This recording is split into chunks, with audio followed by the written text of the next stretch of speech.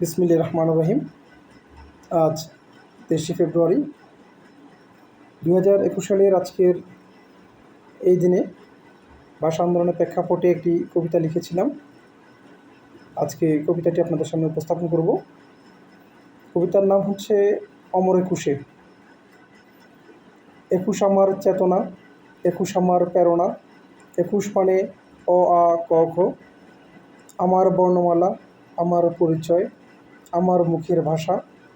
একুশ মানে মায়ের ভাষায় কথা বলা। একুশ আমার গৌরব, একুশ আমার আশা, একুশ আমায় শিখায় বাংব পরাধীনতা। একুশ আমার ভাইয়ের আত্মত্যাগের শপথ, একুশ শহীদ বীরের রক্তে রাঙানো রাজপথ।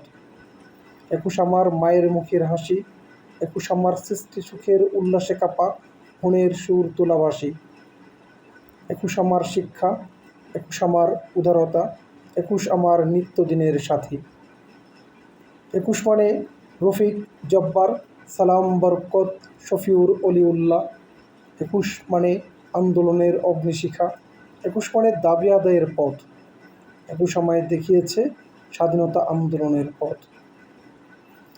একুশ আমার অহংকার, একুশ মানে সুবিধাবঞ্চিত শিশুদের নিয়ে একটু আয়োজন, একটু খাবার বিতরণ আর প্রাণ খুলে হাসি। 21শে ফেব্রুয়ারি তোমায় ভালোবাসি। একুশ আমার কৃষকের মাঠে ফসলের ছবি, শ্রমিকের গায়ের গাম। একুশ আমার শহীদ মিনারে ফুল দিতে যাওয়া প্রভাত পেরের গান। একুশ আমার ভাইয়ের রক্তে কেনা রঞ্জিত ফেব্রুয়ারি, আমি কি ভুলিতে পারি এই আন্দোলনের নাম। একুশ আমার ছেলের মুখে অতে অজগর, মেয়ের মুখে আতে আম। একুশ আমার প্রেয়সীর মুখে পরাণের পরাণ।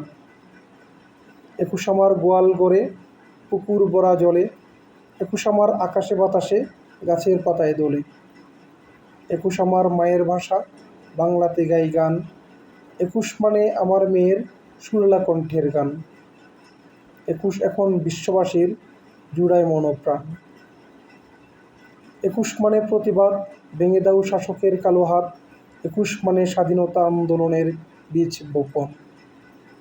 একুশ আমার, একুশ তোমার, একুশ অনেক দামি। একুশ পেয়ে বিশ্বে এখন আমরা হলাম নামি। তাই তোমাকে স্মরি অমর 21শে ফেব্রুয়ারি। ধন্যবাদ সবাইকে। কবিতাটি কেমন হয়েছে আপনারা কমেন্ট করে জানাতে পারেন। কবিতা হয়েছে কিনা আমি জানি না, তারপরেও ভাষা আন্দোলনের প্রেক্ষাপটে মনে হয়েছে 21শে ফেব্রুয়ারি নিয়ে কিছু একটা বলি বা লিখি।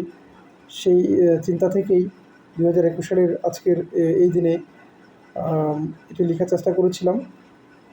তো আপনাদের যদি ভালো লেগে থাকে কমেন্ট করে জানাবেন, যদি ভালো নাও লেগে থাকে তাও জানাবেন, কারণ সমালোচনা ভালো কিছু জন্ম দেয়। যারা সমালোচনা সৃষ্টিশীল সমালোচনা করবেন, আগামীর জন্য কিছু ভালো যাতে করতে পারি, ভালোভাবে কিছু উপস্থাপন করার বা লেখার চেষ্টা করব। ধন্যবাদ সবাইকে।